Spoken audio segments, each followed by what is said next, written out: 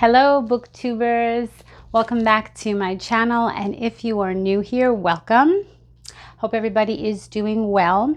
Please don't forget, if you like this video, hit the like and subscribe below. I appreciate it each and every time. And today I am very excited because I had told you guys that I was going on a library book sale, and I did, and I got a haul of books. I made out like a bandit, I have to say. I didn't even realize that my library has, they do this book sale like all year long, and they didn't have a ton of books, but they had some pretty good ones. And so I looked through everything 2 or 3 times to make sure that I didn't miss anything, and I went back. The books were, nonfiction were 3 for $1 or 50 cents each, and then like the DVDs were $1. So I got 12 books for $6. I would say that is quite a steal. So I'm going to show you the books I got. I seem to have gotten a lot of spooky books, so you'll see a theme here. But like I said, they didn't have a ton of books, but they had some pretty good ones. So yeah, so I'm going to go over that with you now. Let's begin. So the first book is called The Woman in Cabin 10. It's by Ruth Ware, author of In a Dark, Dark Wood. And I thought this one sounded good. Let's see, what does it say here? Instant New York Times, USA Today, and Los Angeles Times bestseller. Edge of your seat thriller with set on the most beautiful yacht in the world, full of great characters and twists. Y'all should check it out. Reese Witherspoon. Pulse quickening from the Oprah magazine, and then a psychological thriller that will keep readers spellbound. The intense final chapters just might induce heart palpitations. So this one sounds good. So that's number 1. The second one I got was Love Letters to the Dead. And that is by Ava Delaria. And this one begins as an assignment for English class. Write a letter to a dead person. Laurel chooses Kurt Cobain because her sister May loved him, and he died young just like May. Soon Laurel has a notebook full of letters to the dead. She writes about starting high school, navigating the choppy waters of new friendships, and learning to live with her splintering family, falling in love for the first time, and most important, trying to grieve for May. So this sounds like another good book. Like I said, you're going to see a theme here because I happen to just pick a lot of spooky books, which I love. I think I told you guys that. I love paranormal books and spooky books. So so they had a lot of those. So you'll definitely see a pattern here. The next book is called The Inexplicable Logic of My Life by Benjamin Alir Sayans. He's the author of Aristotle and Dante Discover the Secrets of the Universe. And there it is. Everything is about to change until now. Sal was certain of his place with his adoptive gay father. They're losing Mexican-American family and his best friend Samantha. Mexican-American family and his best friend Samantha. But it's senior year, and suddenly Sal is throwing punches, questioning everything, and realizing he no longer knows who he really is. If Sal's not who he thought he was, who is he? So this is, I'd say a YA book, which I do like as well. And it looked pretty good as like a light read, so I picked that one up. And then the next book doesn't have a dust cover, but it is by Frederick Bachman, and A Man Called Ove is one of his books. He's written quite a few books. This is called Britt Marie Was Here. It doesn't have a cover, but it is a pretty blue book. And I don't really know what it's about. I know of him, so I've read a couple of his books, so I thought I'd give it a shot for 50 cents. You can't go wrong. And this one has, let me just tell you how many pages. This one's like 320, The one before that, this Inexplicable Logic of My Life, is this one is like 430, and then this one, Love Letters to the Dead, it's like 311. And the other one, the first one was The Woman in Cabin 10. I've heard of this book before too. Is it's like 340 pages. So, okay, the next book I got is called author of, this is Thomas Tryon, Harvest Home, a novel. And this one says, after watching his asthmatic daughter suffer in the foul city air, Theodore Constantine decides to get back to the land where he and his wife search New England for the perfect 19th century home. They find no township more charming, no countryside more idyllic than the farming village of Cornwall Coombe. Here they begin a new life, simple, pure, close to nature, and ultimately more terrifying than Manhattan's darkest alley. When the Constantines win the friendship of the town's matriarch, the mysterious widow Fortune, they are invited to join the ancient festival of Harvest Home, a ceremony whose quaintness disguises dark intentions. And this bucolic hamlet, where bootleggers work by moonlight and the villagers seem to share the same last name, the past is more present than outsiders can fathom, and something far more sinister than the annual harvest is about to rise out of the earth. So this sounds good. And this is, that's like 385. So about an average size book. The next book I got was The Strange Case of the Dutch Painter by Timothy Miller.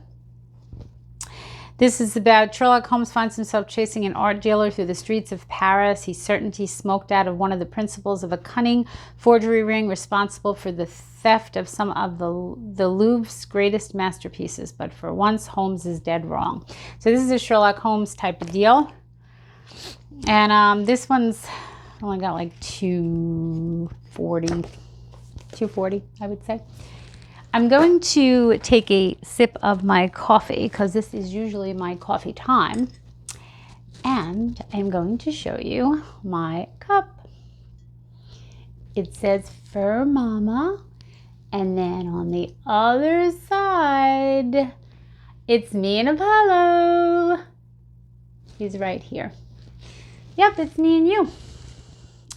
So yeah. Sorry if the microphone really picked that up. But I do love this time of night because it is my coffee time. And I am a coffee lover. So if you didn't know that already, I just told you something else about me. I am a coffee lover. My husband is too. My daughter is. My son likes it, but he doesn't drink it every day, every once in a while. But yeah, just a quick little fun fact about me. So, next book. Let's see. Okay, this one I have heard a lot about, and I was very happy to snag this. This is Rules of Civility by Amor Towles. I'm probably saying this wrong. But author of Gentleman in Moscow, which I have not read, but I have heard of his books, and I definitely heard of this one, that it was a big favorite.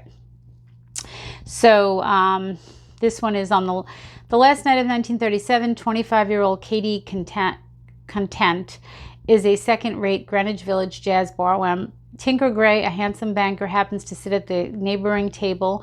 This chance encounter and its startling consequences propel her on a year-long journey towards the upper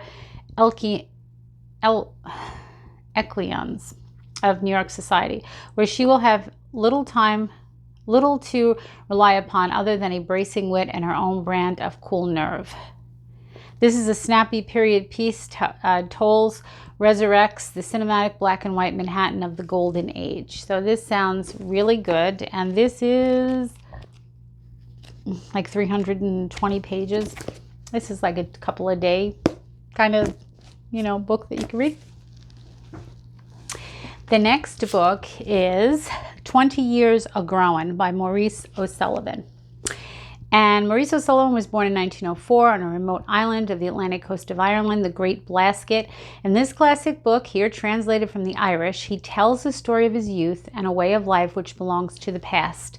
He wrote for his own pleasure and for the entertainment of his friends without any thought of a wider public, in a style derived from folk tales which he heard from his grandfather and sharpened with his own lively imagination.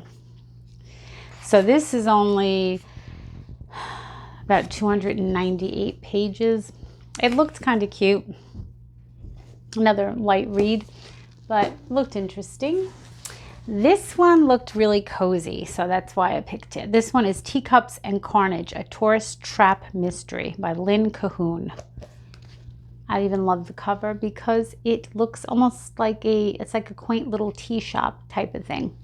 And the quaint coastal town of South Cove, California is all abuzz about the opening of a new specialty shop, Tee-Hee. But his coffee books and more owner Jill Gardner is about to find out there's nothing cozy about murder. So this is it's about 200, not even 200 pages. And in here, I guess it's a series that this author writes, because there is Guidebook to Murder, Mission to Murder, If the Shoe Kills, Dress to Kill, Killer Run, Murder on Wheels, and they all kind of, I don't know if you can see that, they all kind of look like the front of this book. So he's got like a series, I guess, that he does, but the kettle is about to boil over. So this looks cute. So that looks like a cute book. And then this one I've heard of before. I don't remember if it got good reviews or not, but I don't care. I'm going to find out for myself. This is Mr. Flood's Last Resort, a novel. It's by Jess Kidd, and this is a magically entertaining read. Jess Kidd has a gift for creating characters you love with a few cleverly chosen words. And this one has 337 pages. So it looks, I don't remember, I think I heard good things about it, but I did definitely hear, I've seen this around for a while, so I grabbed this one because I wanted to give this one a shot. And then the last two, this one is, as you guys know, I love memoirs, so this one is a memoir. It's by Susan Cheever, Home Before Dark, a biographical memoir of John Cheever by his daughter. And it looks like a pretty good memoir because it's got like pictures in here of this guy's life. And I was reading a little bit of the blurb. I have been a storyteller since the beginning of my life, rearranging facts in order to make them more interesting and sometimes more significant. John Cheever wrote in his private journal in 1961, I have turned my eccentric old mother into a woman of wealth and position and made my father a captain at sea.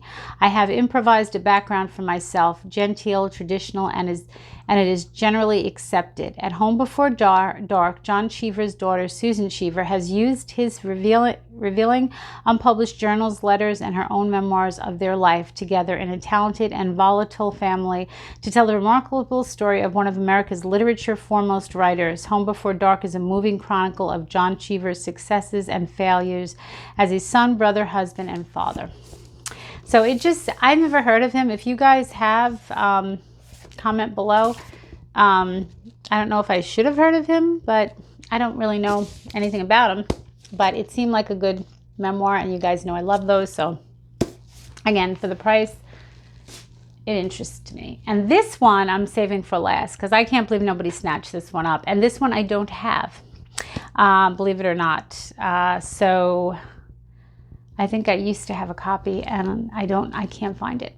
I don't know where it is, but this is the little hardcover, the 50th anniversary edition, and of course by Harper Lee, one of my favorite stories, my favorite movies, and favorite books, To Kill a Mockingbird.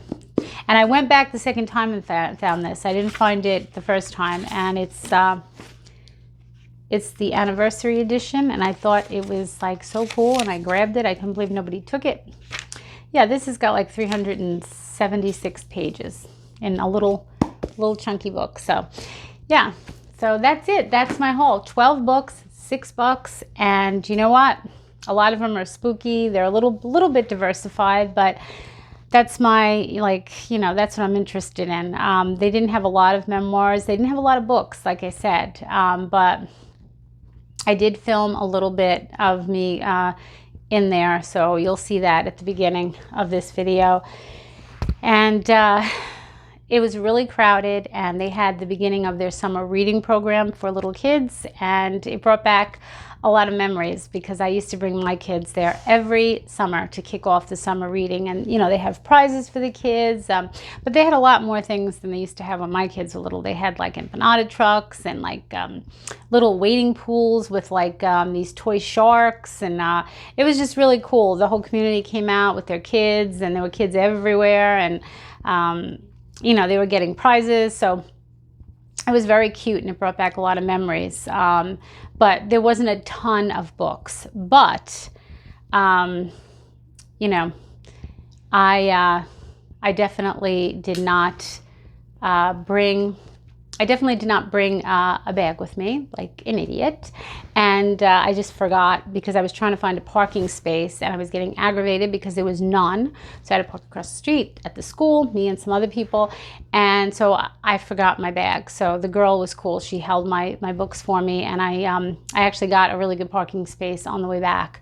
So it wasn't terribly far, and I can certainly use the exercise. So it was all good. But I will go back because now that I know that they have it every, you know, all the time, I'm sure they rotate the books, so I'll check it out. And like I said, 3 books for $1 for nonfiction. I think I mean, for fiction, the nonfiction were, I think, $1. So it all worked out really well, and I was a very, very happy girl when I left. So I had a bag full of books.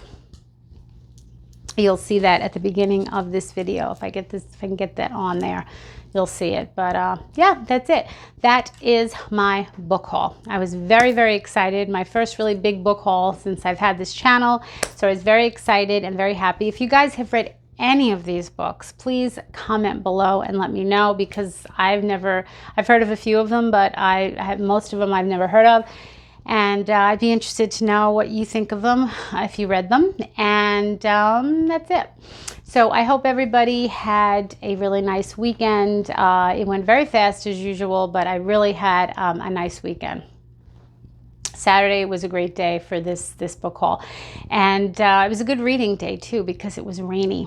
And I think I told you guys I like when it rains on Sundays just a little bit. Sometimes I don't mind because it's like a perfect reading day. So I was like that on Saturday. So, but I didn't get to read Saturday. I got to read yesterday. I had too much going on, as you know, that happens sometimes. Life gets in the way of our reading. So we can't always read when we want to, but I definitely caught up yesterday.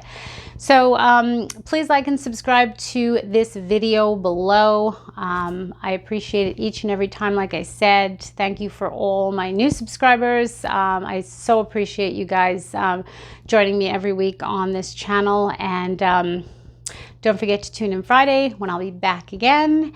And that's it. So I hope you have a great week, and I'll see you back here on Friday. See ya.